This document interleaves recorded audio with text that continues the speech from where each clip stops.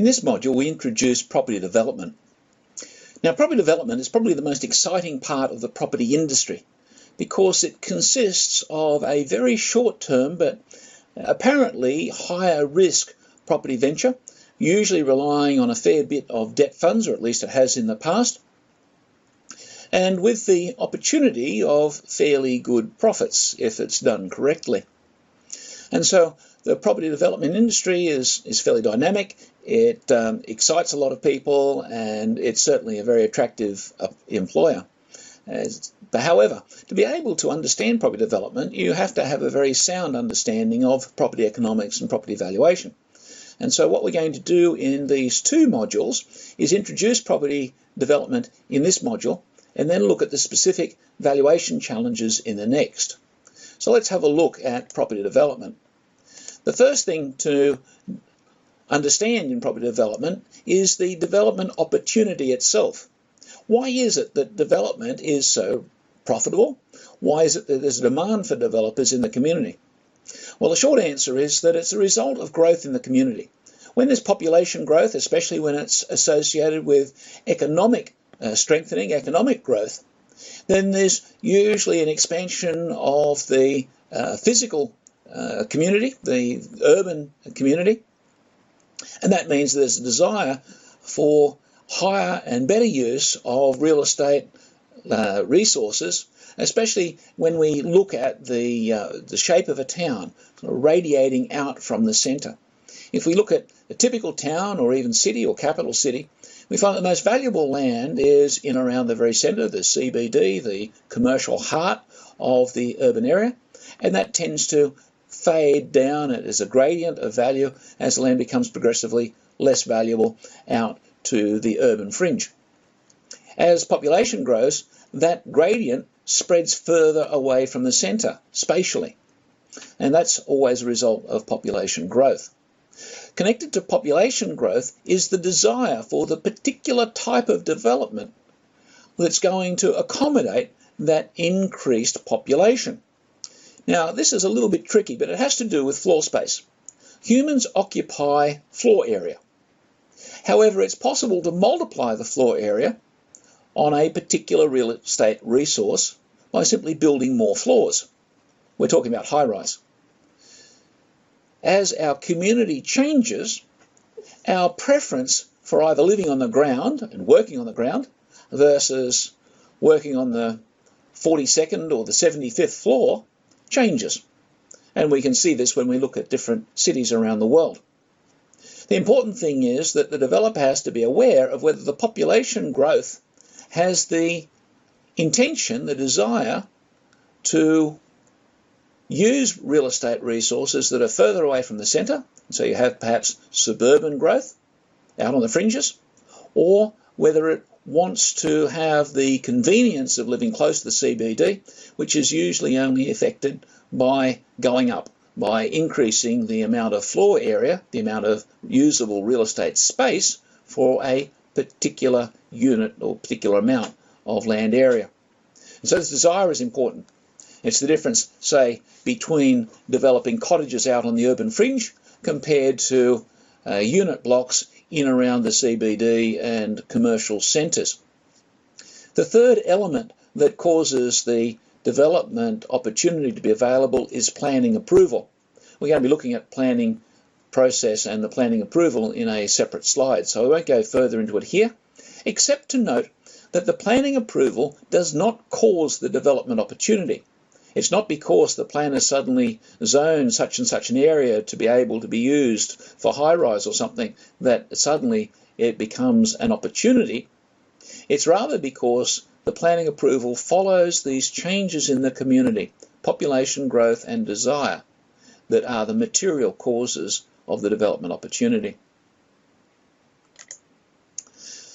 We've already mentioned that there are two forms of demand to accommodate this extra population that we're talking about.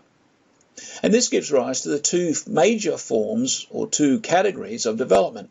And for our purposes, I'm going to refer to this as subdivision development and space development. By space, I mean floor space, not necessarily outer space or something like that. Space development refers to the development of usable floor space, of building space. And when I talk about space development, I'm talking usually about higher densities, 3, 4, 5, 20, 50 floors into the air. Subdivision development is a little bit easier to conceptualize, and it usually happens on the urban fringe. Sometimes you see it when old industrial land is redeveloped into, say, residential, so maybe industrial lots which were measured in hectares are subdivided down into a few hundred square metres for cottages or what have you. Or if they're in a city these days, it tends to be subdivided for the construction of apartment towers, that sort of thing. So subdivision, typically on the outer edge of the urban area, and the most noticeable subdivision is where you go from rural land use to some urban use, typically residential, but it can also be industrial or commercial, as opposed to the space development, which tends to be associated with big buildings. We're going to be looking at those two separately. Let's look now a little bit at the town planning environment. There are basically sort of two levels to the town planning approval. The first is that the area in general where you're looking to develop has to be zoned in the zoning map, the town planning instrument that covers the area, and these are administered by the local government. It has to be zoned suitable for the development you're considering. And so if you think it's a nice idea to build a high-rise residential unit block, but the zoning says it can only be cottages and maybe duplexes or something, then you won't get very far. You simply won't have the government permission to be able to do that development. So first of all, we need the zoning, and that's the town planning zoning. And it's useful for you at some point, and I'm recommending it as one of the field activities for this module, to go into your local government website, find their town planning section. It may be in their development section of their website. Identify their town planning instruments, read through them, and you'll find that those town planning instruments consist of a lot of text to describe what you can do in various parts of the town, and also a map which shows you spatially where you can do it, what the zonings are. And reading through those is very important, and I recommend that you do that in this module. You'll also find that we're going to be dealing with town planning quite separately in an entire course on town planning, and so you don't have to go too far into it now, but it's good to put your toe in the water and have a look. The second part of the planning control environment is the development approval process. This is typically done at the local government level, but for large and complex developments it may be lifted up into a state decision, and if you as a developer consider that you've got a better idea than the bureaucrats who are telling you no, you can go to the Land and Environment Court to fight it there. And so there are at least 3 forums where it's operated, where these decisions are made, but at least at the beginning we'll be looking at local government. The development approval basically is the permission by the state, by the community, usually via the local government authority, to perform a particular development. Now this comes as a bit of a surprise for some people. I own this land, why can't I do the development which it's zoned for? Well, the zone simply says that you have the potential to do a particular type of improvement on the property. It doesn't say that you actually have the authority, the permission, the license to be able to do what you want specifically.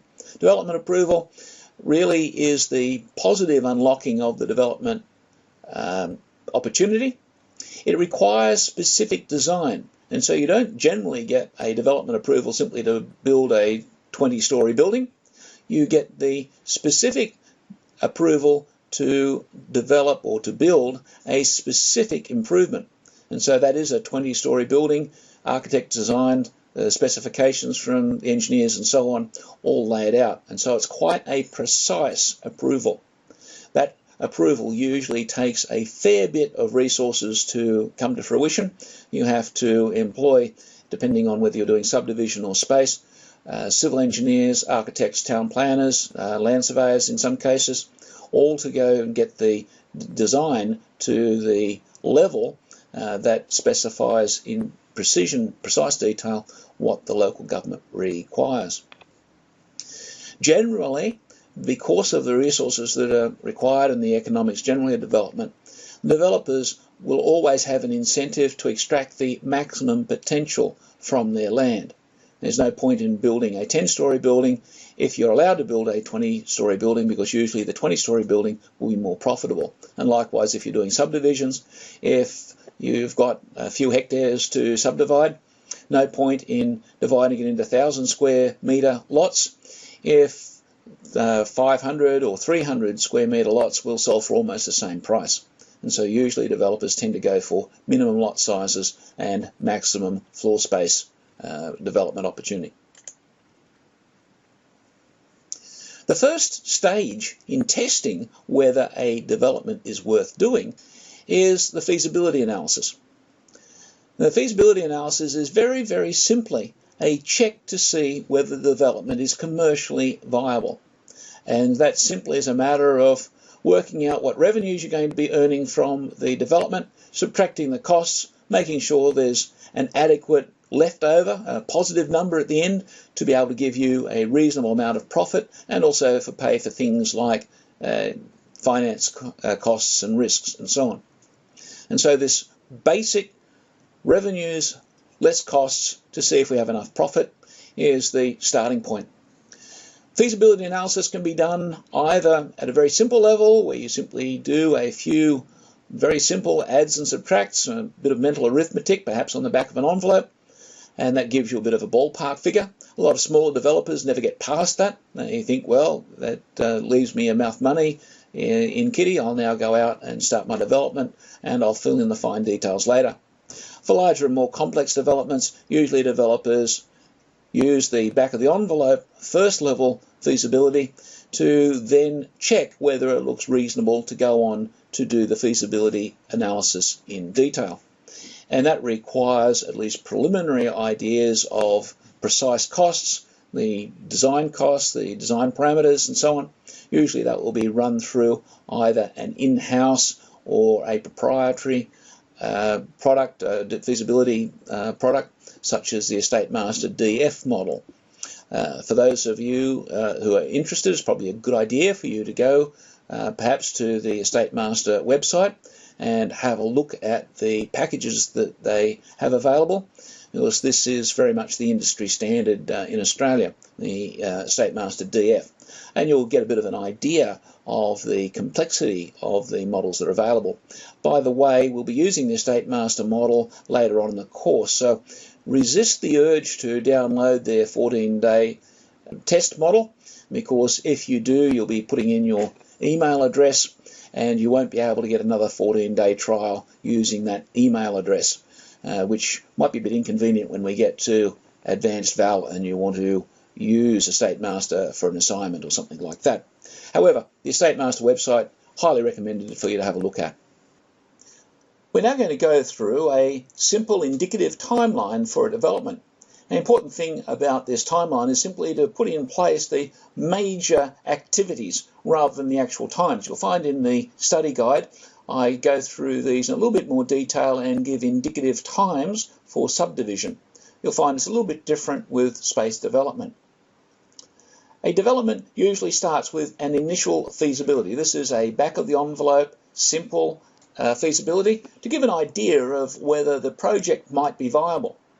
If it looks like it might be viable, most developers will then move to the second stage, where they'll get a close idea, a good estimate of the various costs and revenues. So this requires a bit more research. It means the committing extra resources in terms of time and money and professional services to get the numbers honed down and the time frame fairly precise.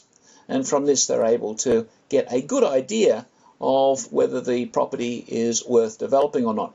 It'll also give the developer an idea of what they should pay for the land, because at this stage, in many cases, the developer will not own the land yet. They'll simply be looking at the land and thinking, is this worth buying so that I can develop? After the project looks as though it's viable from a detailed feasibility, the developer will then usually either purchase or take an option on the land. Now it's important at this stage, and we're going to explain why shortly. The developer has control of the land at this point. An option is simply a contract with the landowner. The developer takes out, usually it costs only a few % of the cost of the land, but it's a contract which binds the landowner to sell the land sometime in the next 3, 6, 9, 12 months to the developer at a specified price. What this means is that the developer has the right, but not the obligation, to buy the land. And this gives the developer the advantage of not putting a lot of money on the line while they do the next stage, which costs a fair bit of money, has a certain amount of risk associated with it, and it's only when that's successful that the developer is really interested in the property. And this next stage is obtaining the development approval. Development approval means that the developer must be able to go along to local government, or in some cases the state, with a very well-developed design of exactly what the development is going to look like. How many lots, what the road design is, what the open space is, and so on if it's subdivision, or exactly the architectural specifications of the building if it's going to be a space development. This costs a fair bit of money because the developer has to retain the services of architects, town planners, civil engineers, land surveyors, and perhaps other professionals, quantity surveyors for instance. The DA relates to the land. It does not belong to the developer. And so if the developer gets a development approval and he doesn't own the land, he's just basically added perhaps, well, many tens of thousands of dollars, easily 30, 50, maybe $100,000 or more to the value of the land because of the cost of those professional services and also the benefit of knowing that the land now can definitely have such and such a development built upon it. And so if the developer doesn't have control of the land at this stage, either through ownership or through an option, then it's likely the landowner will basically absorb the benefit of the DA to themselves. And so it's kind of important in terms of the developer's strategy. As soon as the development application is obtained, assuming the developer is going to be developing the land themselves, construction will follow. Usually construction follows as quickly as possible because there's a lot of money out on the line. There's going to be a lot more borrowing involved. The longer the property development is delayed, the more costs for the developer. So construction usually is pushed along fairly promptly. It also is another reason why the design should be at a good level at the point where you have the DA application in. After construction, the development has to be approved by the local government. In the study guide we go over why that is and what form it takes, but basically in a subdivision especially, local government is going to take over the roads and the drains, and so they're going to need those to be done at a particular quality level and so on. And once they've been approved, a number of things happen. The new land, in the case of the subdivision, becomes separate lots. So previously you might have had a farm, now you might have 20, 40, 50 new individual lots of land that can all be sold individually.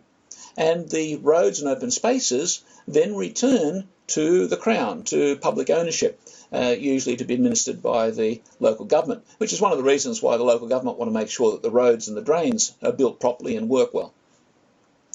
Once that inspection and the final approval is obtained, then the new lots exist either as subdivision lots in a subdivision or as independent lettable and saleable units in a high-rise building.